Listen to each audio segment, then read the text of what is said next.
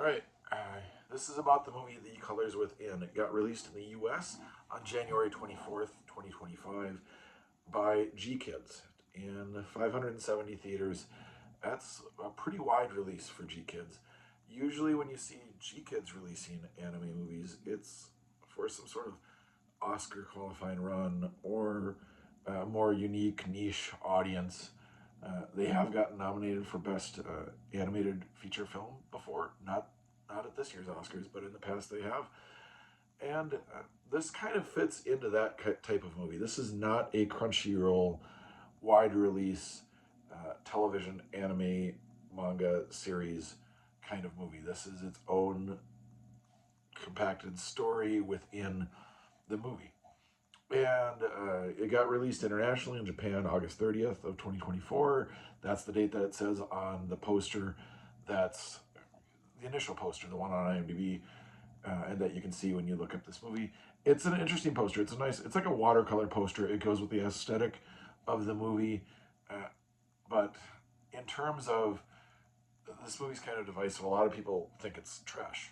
I think they were probably thinking more like, this is a Crunchyroll release. What are we getting here? This is not action. Or they think it's like a visionary masterpiece because it's about three kids growing up, and one of them sees the colors and others and how they feel, and she feels like she has to lie or do things to make other people feel better. And I understand that, and that's an interesting way to build the movie, but I don't know. It's just not really my cup of tea, I guess.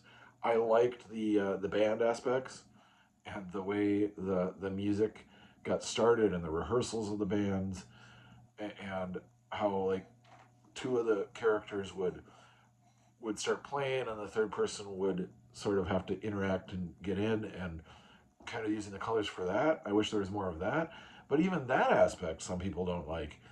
They thought, oh, the rehearsal, the sound's all off. The reviews on this are all over the place. If you like anime, but aren't expecting a big bombastic TV series manga stuff, you're probably not gonna like it.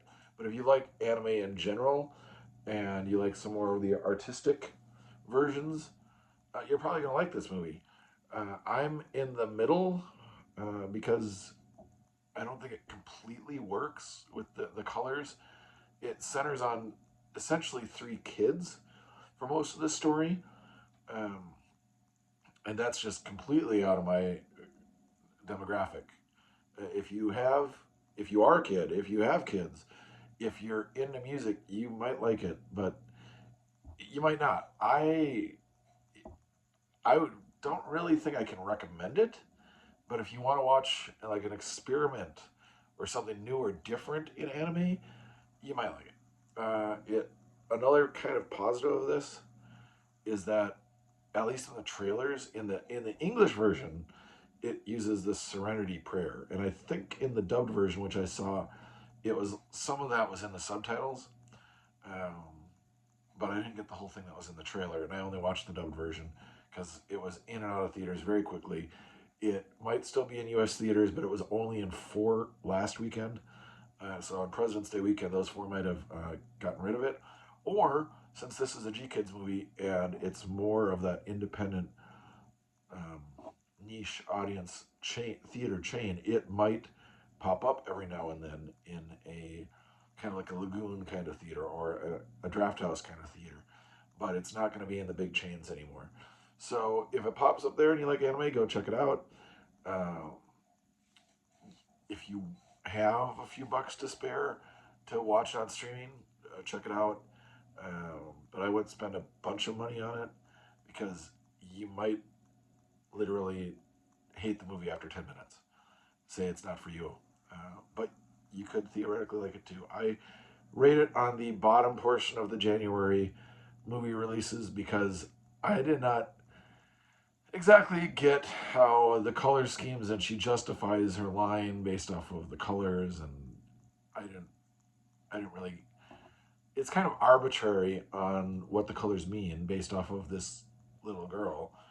And if you want to believe her and follow along with her colors, that's fine. I just can't really recommend it.